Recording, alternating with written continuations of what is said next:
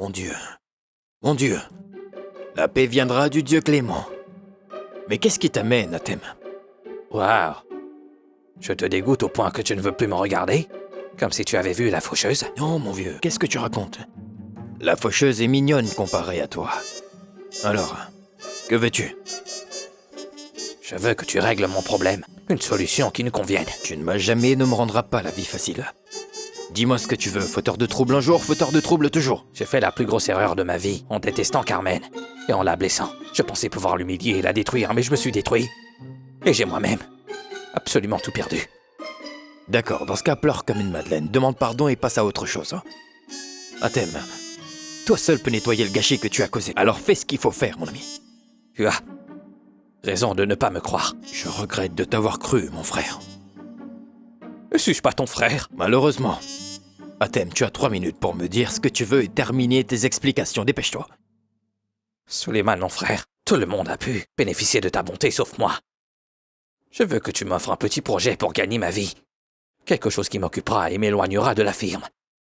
Au lieu de l'entrepôt où tu me gardes prisonnier, je vais bientôt mourir. Quelle belle prestation, je suis tombé dans le panneau. Dis-moi, y a quoi d'autre? Un petit magasin mobile pour bosser, gagner ma vie, réussir et se développer. Tout ça à la fois. D'accord. Mais combien cela coûtera? Eh bien, pas grand-chose, disons juste un peu d'argent. 250 000. 300 000. Un demi-million. Ou 18 millions. Ou 27 millions, augmente, allez. Tu le sais mieux que personne, mon frère. Je vais ouvrir un commerce pour toi. Mais je parlerai d'abord à Samira pour qu'on se mette d'accord sur tout. D'accord? Tu es dispensé. Si on ne se fait pas de mal à Thème, tu es excusé. Samira? Mais pourquoi Samira? Dieu a fait une promesse. On ne s'est pas fait de mal que je sache. Qu'est-ce que je faisais exactement, moi? Oh, Dieu miséricorde.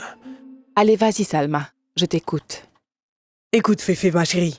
Sache que tu ne peux pas approuver l'injustice dont ma fille a été victime. Quelle injustice? Leur grand-père s'est immiscé dans le projet de restaurant et il a exclu Yara, hors du resto et du bâtiment aussi. Mais il m'a dit qu'il avait donné à Yara de nombreux biens et qu'il lui avait versé de l'argent. Oui, ma chérie. Quand j'ai calculé la valeur de ces choses, j'ai vu que la part de Yara aurait été plus forte si elle faisait partie du projet. En effet, je ne sais pas jusqu'à quand il va se montrer aussi injuste envers ma fille et moi. S'il te plaît, Salma, baisse le ton de ta voix. Les gens qui parlent fort me rendent nerveuse. Et tout ce que je sais, c'est que Sirag n'est pas injuste. Il est juste. Bon, écoute, excuse-moi, Ferial. On ignore quand il mourra. Et tu fais partie de sa vie à présent. Ce qui signifie que ma fille Yara ne recevra rien de son grand-père. Je demande pardon à Dieu.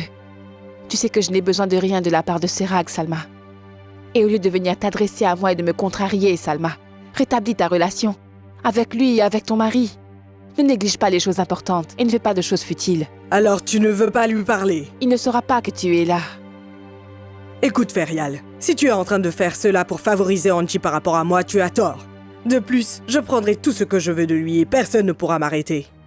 Osman, reconduisez la dame. Alors Taufik, pourquoi tu es si grincheux? Allons tous les deux prendre un café. De quoi tu parles? Nous avons à travailler. Qu'est-ce qui se passe? Tu sais que je ne peux pas travailler avant d'avoir bu un cappuccino. Ne gâche pas mon humeur si tôt le matin. T'es aussi froid que la banquise. Qu'y a-t-il, Taufik? Le monde va s'écrouler? Oui, il va s'écrouler. Écoute, je ne parlerai pas du travail ici. Rendons-nous au bureau pour parler du travail. Bon, très bien, Hicham. De quoi veux-tu me parler? Un sujet très important. Carmen. Pourquoi? Pourquoi t'es-tu fâché? Est-ce que tu es jaloux, Taufik? Bien sûr que je suis jaloux. N'est-ce pas ma sœur? Carmen est ma sœur. Puisque c'est ta sœur, tu dois savoir si elle voit quelqu'un. Ou non? Mariée? Divorcée? Quel est son statut? Divorcé. Je dois te dire que je l'aime énormément. Je l'aime beaucoup. C'est la vérité. Je veux l'épouser. Pourquoi n'es-tu pas ton ami? Carmen. Vous me dites que vous ne savez rien du tout à ce sujet? Il ne me l'a pas dit. S'il vous plaît, Madame Carmen, je vous en supplie. Je ne veux pas que Monsieur Suleiman approuve la mise en œuvre de ce projet. S'il vous plaît. Pourquoi, Samira? Pourquoi donc? L'entreprise sera à votre nom. Vous vous occuperez des comptes et Athème n'a rien à voir avec tout cela. En sus de ça, c'est un revenu que Athème ne touchera pas. Écoutez, il régnera sur moi sans pitié, croyez-moi. Athème ne me laissera jamais tranquille. C'est son genre, il me fera vendre le magasin le lendemain. S'il vous plaît, je suis contente et si heureuse comme ça. Athème est loin d'avoir une fortune. Ce sera le cas pour vous. Je vous demande tout simplement de ne pas gâcher cette belle occasion, c'est tout. De plus, Monsieur Suleiman souhaite vraiment que le projet soit à votre nom. Si vous avez peur d'Athème et s'il fait des bêtises, je vous fais la promesse que Monsieur Suleiman ne vous laissera pas seul car il vous soutiendra. D'accord.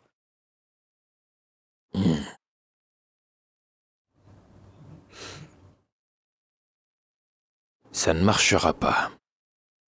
Je vais tout quitter et m'asseoir avec toi, Nasli. Tu le sais, Suleiman. J'ai réalisé à quel point j'étais idiote. J'ai gâché ma vie à travailler et à m'éloigner de toi. Je m'excuse. Pardon. Je suis désolée, Suleiman. Tu représentes le monde pour moi. Et nos vies ne sont pas encore perdues. Nous pouvons toujours passer les meilleurs moments de notre vie, voyez. La vie est magnifique. Je veux dire, du travail, de la misère, un peu d'espoir, un peu de succès, un peu de poivre noir, et ensuite les choses s'arrangent. Je dois t'avouer que j'aime bien le poivre noir. Dieu merci, j'ai réussi, j'ai apporté l'espoir et tout cela. Maintenant, je pense sérieusement à déléguer toutes les responsabilités à Carmen et Tarfik, et ainsi te donner tout mon temps, et parcourir le monde entier avec toi. Non, je n'ai pas le temps. J'ai beaucoup de travail. Tu te venges de moi, Suleiman. Bon, justement, en parlant de voyage, allons à Hurghada ou à la mer Rouge. Et si nous allions à El Gouna, c'est plus calme. D'accord, si tu veux. Les amis, tout est clair pour vous? Vous avez besoin de plus d'explications? Non, c'est bon, j'ai vraiment tout compris. Le local est au nom de Samira. Elle s'occupera des comptes. Oui, Et tu viendras de temps en temps vérifier les comptes. c'est ça. La moitié des bénéfices ira à Samira et à moi. Et l'autre moitié sera placée à la banque au nom de Samira. Tu as bien compris, Athème. Pourquoi est-ce qu'on dit que tu ne comprends rien? C'est très gentil. Et peux-tu me dire quel est mon rôle dans cette mascarade? Qu'est-ce qui te dit faire d'elle? Vous ne faites qu'un, sois lucide. Eh bien, Sif. Pardon? Monsieur Sif, Ouais, ça te plaît qu'une femme dépense pour moi? mon ami. Homme ou femme, eh bien, quelle différence cela fait-il? Est-ce que c'est ta femme ou bien une étrangère? Si c'est le cas, dis à Suleiman que j'en ai fini et que je ne veux plus du projet. Et je sais ce qu'il faut faire. Merci, monsieur Safe. Personnellement, je ne veux rien. C'est bon. Non, Samira. Et oubliez Athème, je veux que vous gériez le projet. C'est rentable pour vous.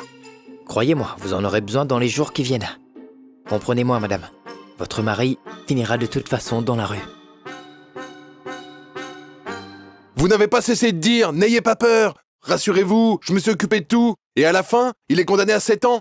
Que la colère de Dieu s'abatte sur vous, lui et sa famille de Serag. Que je dois le faire de cette situation désastreuse?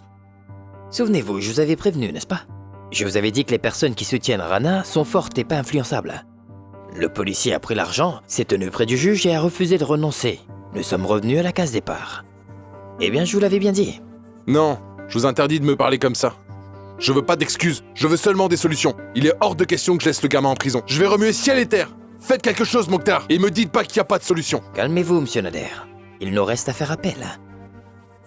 Il reste une solution si Ahmad Nour et Rana changent leur déclaration. S'ils renoncent aux poursuites contre lui, alors tout sera résolu. J'ai déjà entendu ça. Il a déjà été condamné à 7 ans. Trouvez autre chose. J'essaierai de trouver un autre moyen. J'essaierai.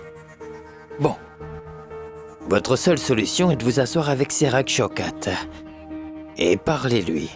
Il doit renoncer à tous ces cas. Menacez-le. Faites la paix. Pleurez un peu. Vous n'avez pas d'autre solution que de lui parler, monsieur. Si je pouvais, je le tuerais lui et sa famille.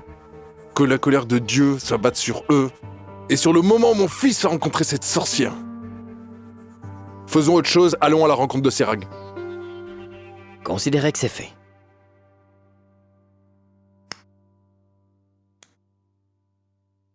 Que Dieu te pardonne, Suleiman.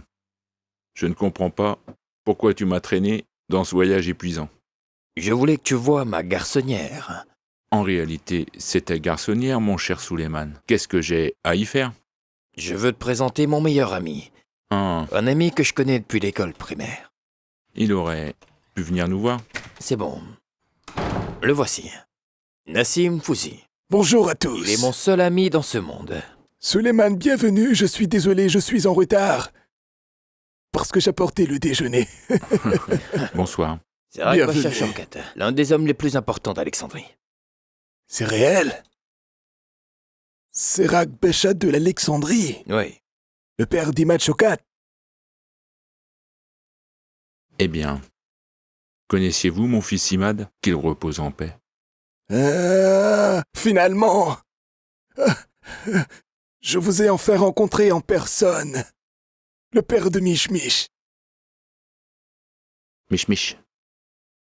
Vous connaissiez le surnom de mon fils Imad? Bonjour, père de l'enfant disparu. Je suis extrêmement honoré. Finalement, après tant d'années, le temps m'a souri et j'ai pu enfin vous rencontrer en personne, monsieur. Je vous jure que je suis très honoré de vous recevoir chez moi. Explique-moi ce qui se passe ici. Qu'y a-t-il? Non, je ne dirai rien avant d'avoir préparé une tasse de thé, avant de nous laisser emporter. Un instant. Ai-je besoin d'avoir des problèmes, car tu as osé faire venir le dénommé Hatem? Vous comprendrez quand vous saurez la raison. Écoutez, je pars si vous voulez. Attendez, Hatem.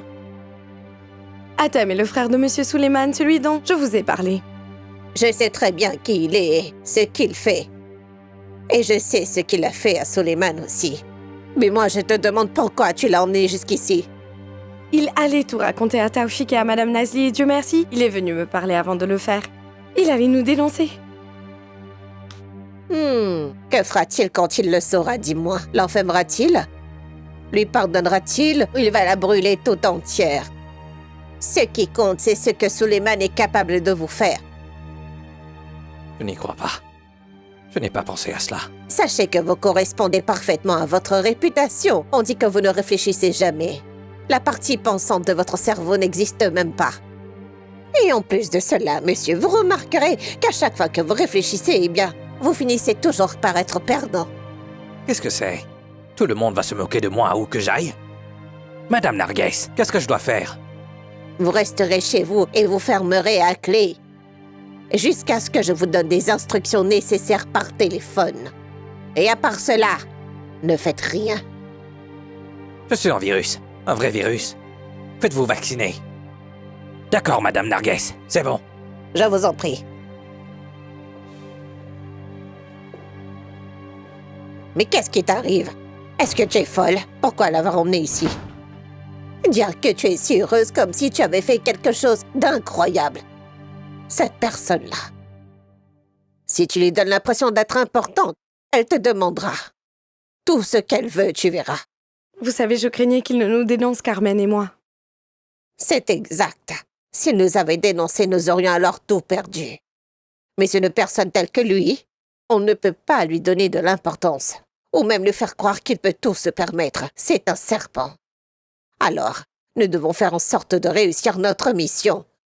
Je vais donc l'utiliser à mes fins. Tu resteras en dehors de tout ça. Et il ne faut absolument pas que tu le revoies. Au pire, eh bien, tu lui parleras au téléphone.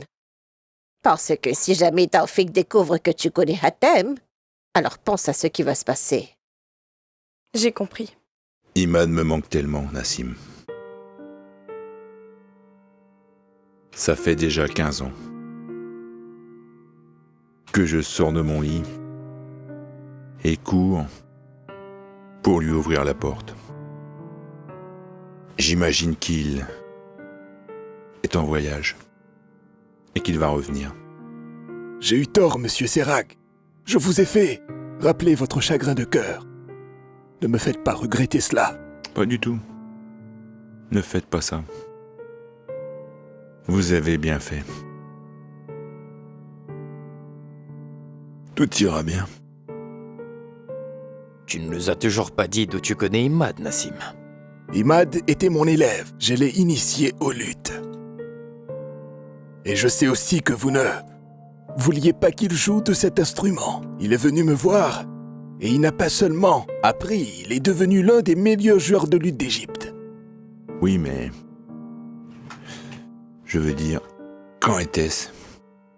Où ça? Comment? Je savais toujours où il se trouvait. Mimiche était un garçon intelligent. Sachez qu'il faisait tout sans que personne ne soit au courant. Il m'a dit qu'il voulait jouer. Mais son père n'était pas d'accord. Je lui ai rendu les choses plus compliquées. Mais il a insisté. En plus, il pouvait jouer Kulthum, Abdelwahab et d'autres chants que vous ne connaissez pas, sans la moindre partition. Voyez-vous, hein? Iman?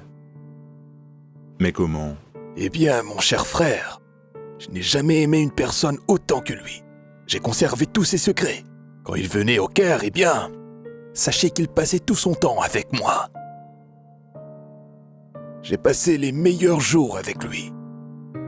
Tu l'as amené à la fête de mariage et tu l'as fait chanter. Eh bien, c'était le meilleur moment de sa vie lorsqu'il tenait le luth et qu'il en jouait. Mais je l'ai forcé à arrêter de jouer pour vous faire plaisir, monsieur. Le fait est qu'il ne lui était pas possible de monter un groupe et qu'il puisse jouer dans des mariages, voilà. Mais vous avez fait ce qu'il fallait. Oh. J'aimerais qu'il revienne. J'aimerais. Après toutes ces années, j'ai appris des choses que j'ignorais au sujet de mon fils Imad. Que Dieu te punisse, Nassim. Ce que tu ne sais pas, c'est qu'il souriait quand il est venu avec moi. Tu lui as rappelé son chagrin. Non. Au contraire, je suis heureux que tu m'aies amené ici, Suleiman. Et j'ai entendu ceci de lui. Vous m'avez fait voir mon fils sous un autre jour.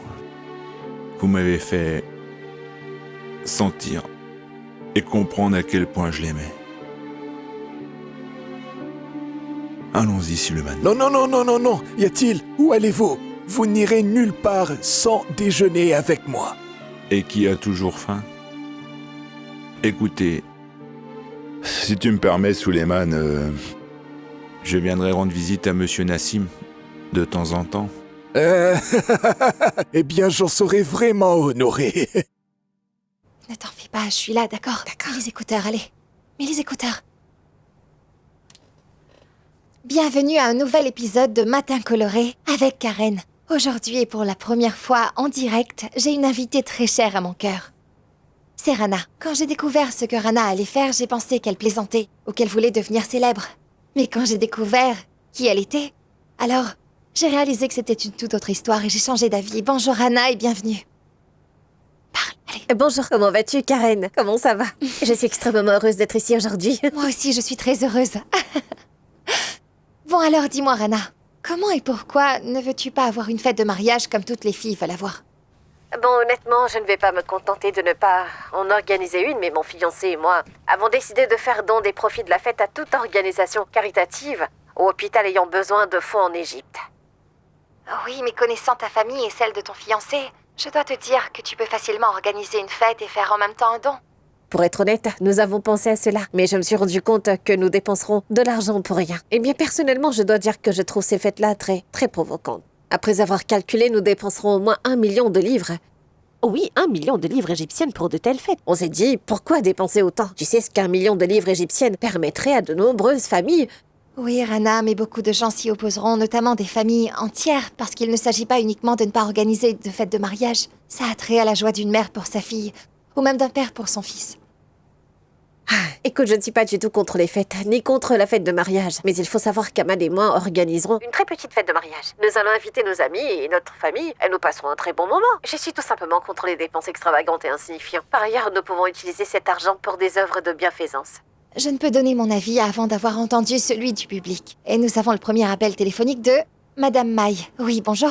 Oui, en fait, moi, je voudrais dire, sachez que je suis pour les fêtes, mais cette fête ne sert qu'à dépenser de l'argent. Ça nous rassemble pour un moment joyeux. Lors de ces fêtes, on se parle et nous donnons de nos nouvelles. La fête de mariage reflète le lien entre les deux familles. Et bien, tout comme le mariage du prince Harry et celui de son père.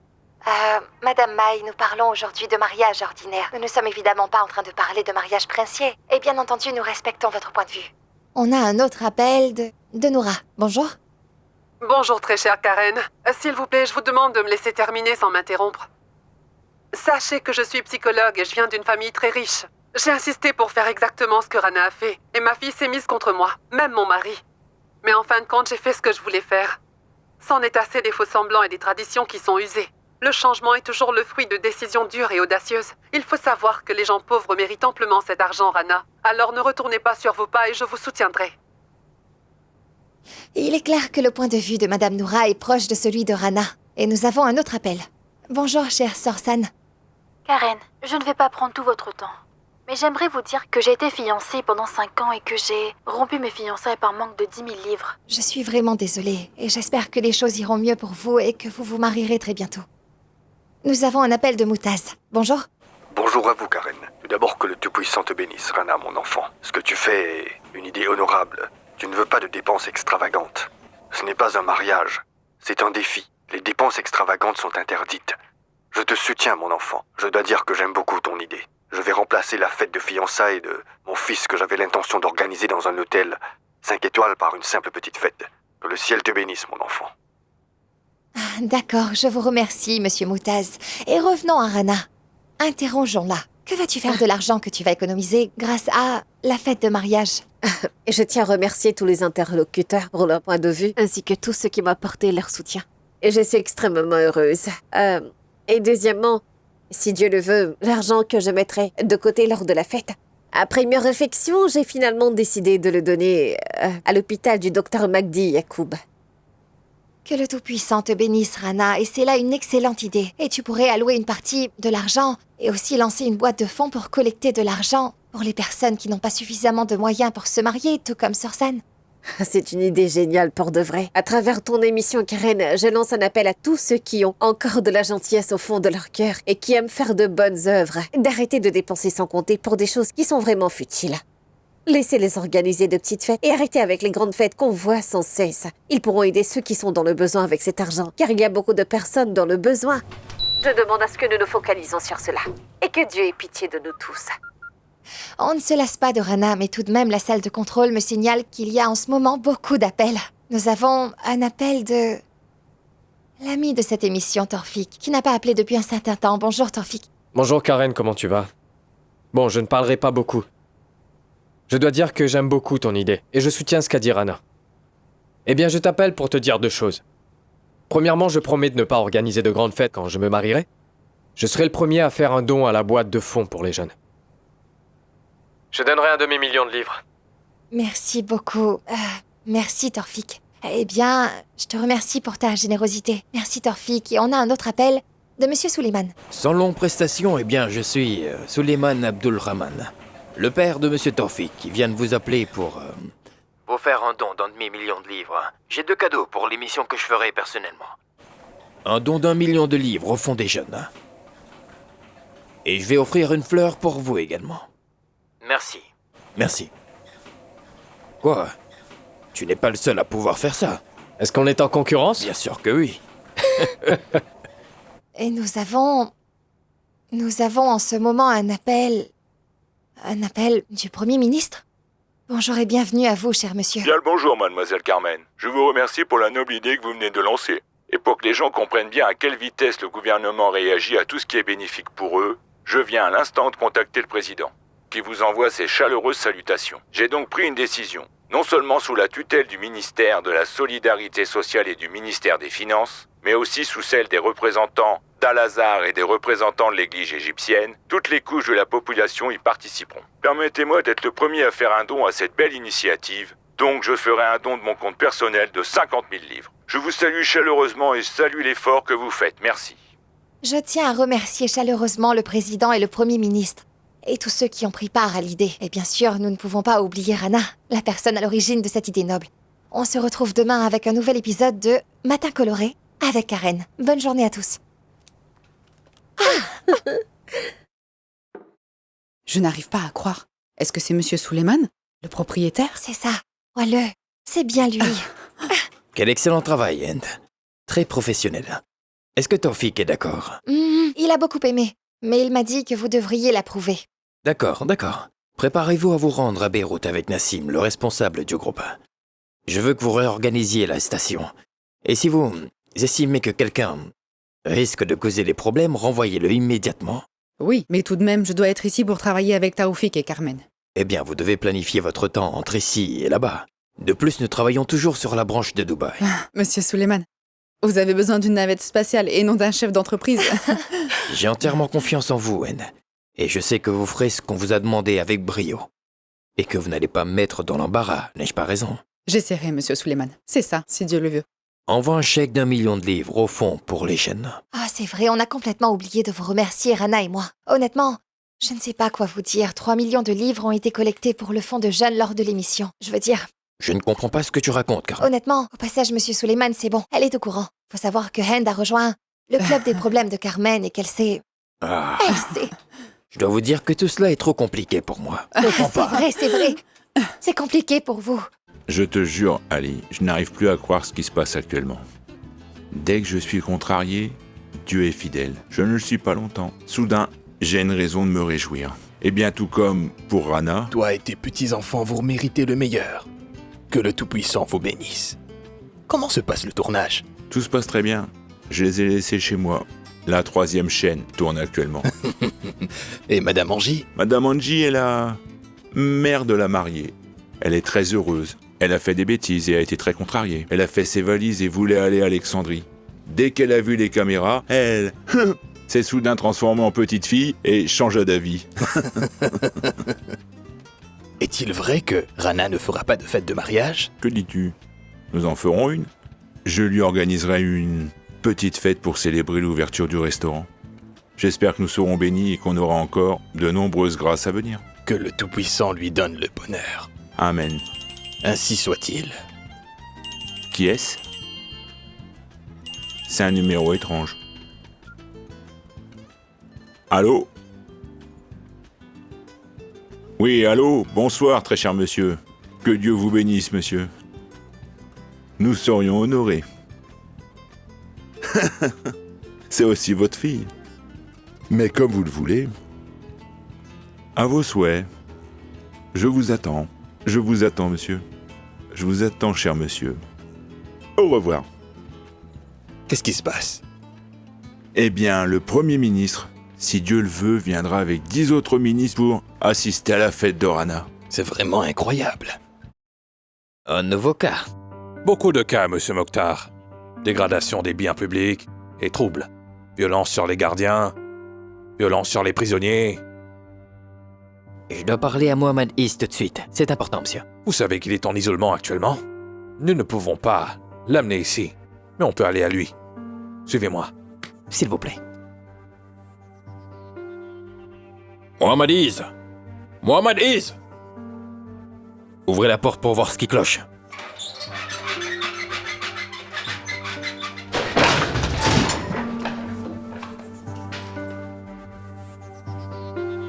Mohamed! Qu'y a-t-il? Mohamed! Mohamed! Mohamed! Les secours! À l'aide! Mohamed!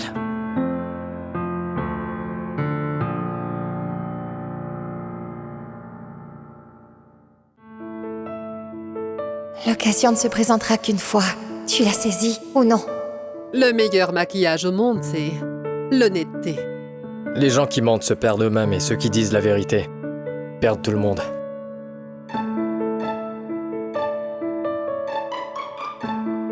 Sans jalousie, vous n'aurez rien. Pour réussir, nous devons renoncer à beaucoup de choses. Dire oui à tout le monde rend les gens heureux, mais cela vous épuise. On méprend des gens bien pour des imbéciles. La force réside dans vos pensées. Le pouvoir sur cette terre, c'est l'argent. Les perdants perdent toujours. Et moi, je ne veux pas perdre. La douleur t'apprend ce que signifie le bonheur. Celui qui est habitué à la tristesse pleure de bonheur. La plus grande tristesse au monde s'affaiblit face à un sourire. La douleur vous apprend que signifie vraiment le bonheur. Ma famille, c'est ma vie. Et je serais perdu sans elle.